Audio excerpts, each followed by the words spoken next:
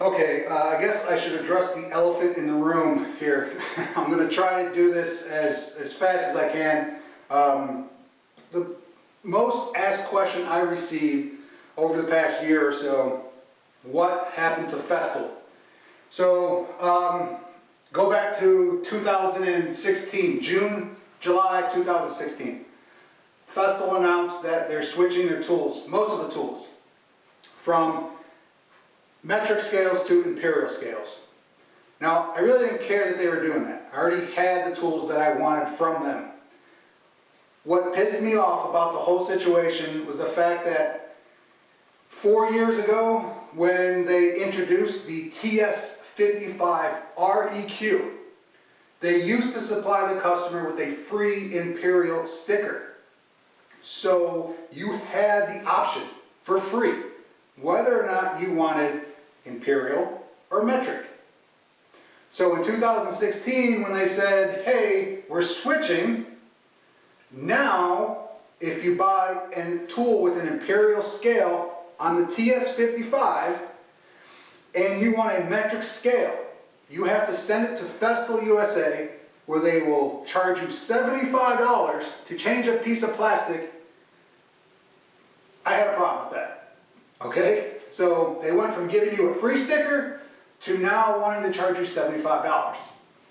If you go to Festool USA's YouTube page, you scroll down, there's a video of setting up the TS55 REQ.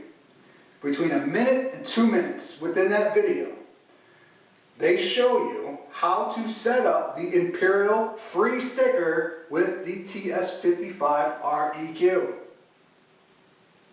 That is what pissed me off, okay? And the other thing, yearly price increases. My first purchase of a Festool tool was in 2010. Each year, the price has gone up. And I understand that, charging $75, that's a way for a company to make profit. I understand it. I don't like it. I understand that cost of goods go up. So maybe the price has to go up on some tools. I don't understand why the cost has to go up each year when the tools are not being improved upon. I would have no problem paying a price increase if I feel that the company is listening to the customers and improving the tools. Real quick, one of the examples is the MFT3 table. 2010, I believe it was $425.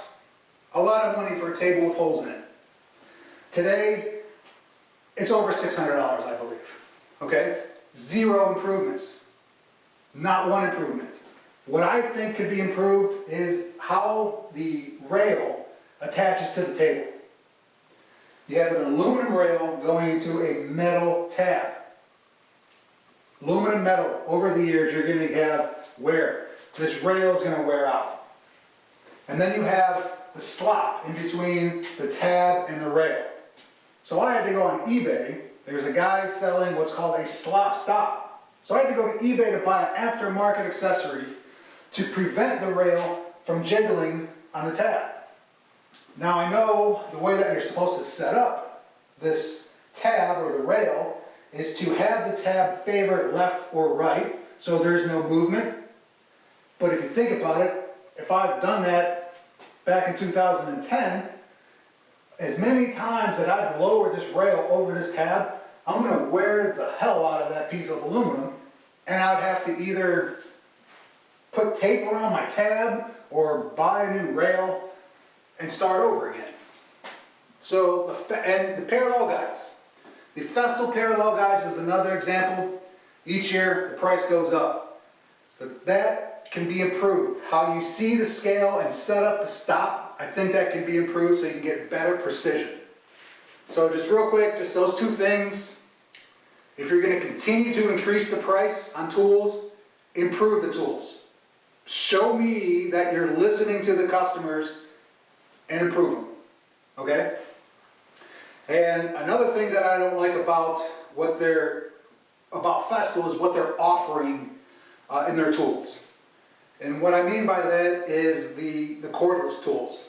Now, I'm not in the market for cordless tools, but I don't like what they're doing with them. I hope that makes sense. What I mean is they have a cordless sander out that takes a special battery. They also have cordless drills, and they also have a cordless track saw. Why not make that sander compatible with the batteries from the drill and the track saw? So if I want to start buying cordless tools, I'm going to buy from a company that has one battery and multiple tools. I don't want 2 or 3 chargers for each battery. Okay? So when I see them bringing tools like a cordless sander that has its own battery, I lose interest. I'm not interested in it. I don't understand how a company like Ryobi can have one battery and over 100 tools. A company like Festool should, I think, understand the concept. If I feel like their target market is contractors. So if your target market is a contractor, do you think a contractor wants to carry 3 chargers and 3 batteries? So the path that they're going, I'm not interested in, so I stopped following them. Okay? So with the way that they're going about trying to make money, I get it. Again, I don't like it. It's just a personal thing. So I won't freely promote the Festool tools in my videos and my posts, just as my own personal thing against them. Okay, I have nothing against the tools. The tools work. Most of them work the way that they're supposed to. But you know, that's it, guys. I'm not sponsored. Bosch did not sponsor me. All the Bosch stuff that I have, I bought. And quick thing before I let you go is another thing that really got under my skin, and admittedly I probably took it too personal than what it was meant to be, but when this whole scale thing happened, I asked a Festool employee, well, why not just offer dual scales?